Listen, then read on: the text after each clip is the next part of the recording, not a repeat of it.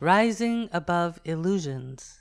Some religious and spiritual traditions guide you to withdraw from the world and to hide yourself in a cave or go to a mountaintop where you can escape the illusions of life. This approach can help to keep your mind and heart focused on greater matters. However, it is not always the most practical approach, nor is it the only way to become free from the bindings of illusion. You may renounce your home, family, friends, job, clothes, and anything and everything else that you own. However, this kind of outer renunciation does not guarantee spiritual liberation or freedom from illusion. What needs to be renounced is the ego, the self-interest, the petty desires and sense of ownership. What needs to be renounced are the false ideas about who you are, thinking that all you are is an individual body with a mind that is separate from the universe, from God, and from everyone and everything else. This limited identification is the main illusion that keeps you from entering into higher spiritual awareness. If you have a luxurious mansion with several expensive cars, closets full of clothes, and all the fortune anyone could want, and you remove your attachment and identification from all these achievements and objects, knowing that they are just flickers on the screen of supreme universal consciousness, then you are able to rise above illusion even while enjoying all the benefits and blessings of an abundant life in this world. Why God created the world. Okay, I'll admit it. I thought it would be fun to make a sidebar called Why God Created the World. Nevertheless, one reason proposed by spiritual sages is that God separates from his own eternal oneness and becomes you so that he, or if you prefer, it or she, can love himself, experience herself, and create amazing worlds within itself. That one divine light not only appears to become separate from its own profoundly perfect self, but also creates all these different forms like you and me, so there are many others to love, or in some cases to learn to love. Or maybe, like this sidebar, he creates it all just for fun. The following exercise can help you to rise above the illusions of your own life movie by giving you a way to practice controlling your levels of absorption in the illusions of a theatrical movie. Feel free to adjust based on your own circumstances and inner guidance. 1. Go to a movie theater and watch a movie, with friends or alone.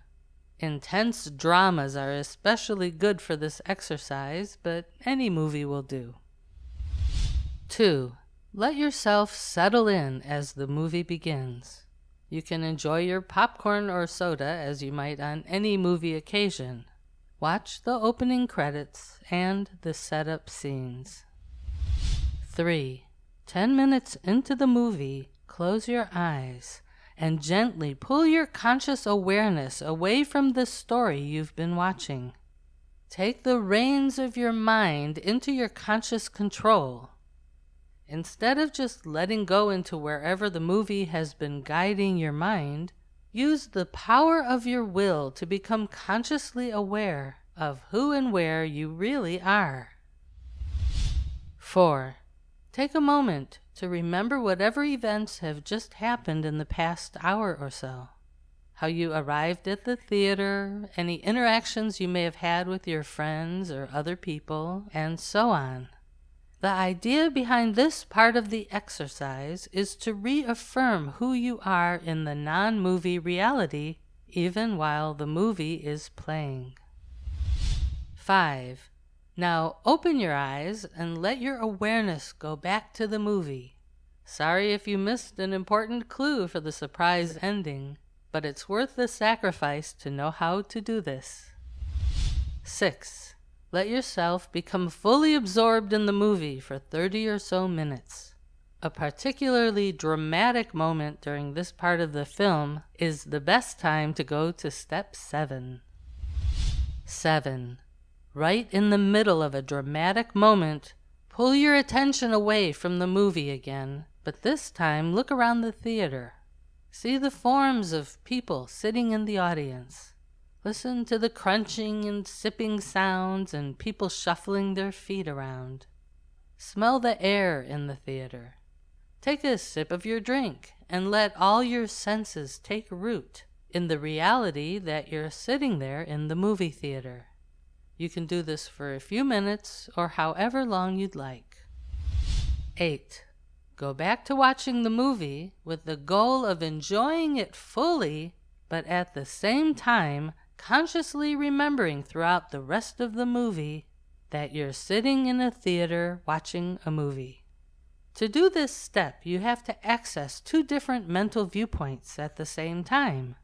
You may find yourself bouncing back and forth from awareness of the events of the movie to awareness of yourself sitting in the theater, which is fine.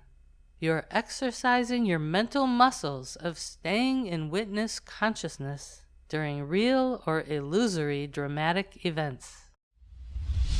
9. When you leave the movie theater, you can take this exercise to the next level. Remember the feeling of having the 2 coexisting viewpoints and apply that sensation to the events that unfold around you. Talk with your friends and enjoy your dinner, but keep a simultaneous awareness that you are a seat of divine conscious awareness watching the movie of your life as it unfolds. Even if you don't fully believe or understand that this is what you are, it's still fine to do as an exercise.